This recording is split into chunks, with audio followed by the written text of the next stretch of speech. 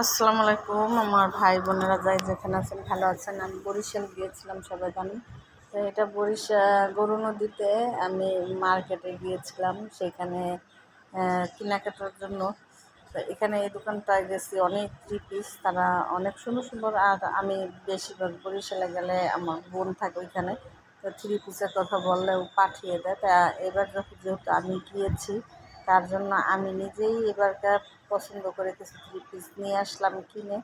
তাই মার্কেটের দোকানটা ঢুকলাম, কিন্তু কানে বিদ্যুৎ ছিল না। তারপরে থ্রি পিস বের করে করে দেখাচ্ছে আমাদেরকে।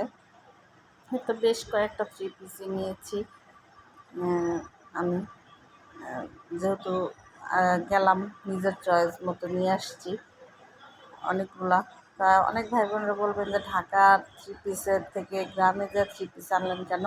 হ্যাঁ, ঢাকার থ্রি পিস অনেক মার্কেটের মধ্যে বেশি বেশি দাম নেয়, কিন্তু এখানে একটু দামটা একটু কম, তুলনামূলক একটু কম হলেও অনেক ভালো মার্কেট করে আরাম পেয়েছি, মানে ভালো লেগেছে। সবচেয়ে বড় কথা হলো অনেক থ্রি পিসের মধ্যে অনেক কিছুর মধ্যে বের করে করছি। ওদিন আমি ৩০-৩২ হাজার টাকা থ্রি পিস কিনেছি, আমার বোন আমি মিলে। আহ, আমরা অনেক টাকার মার্কেট করেছিলাম।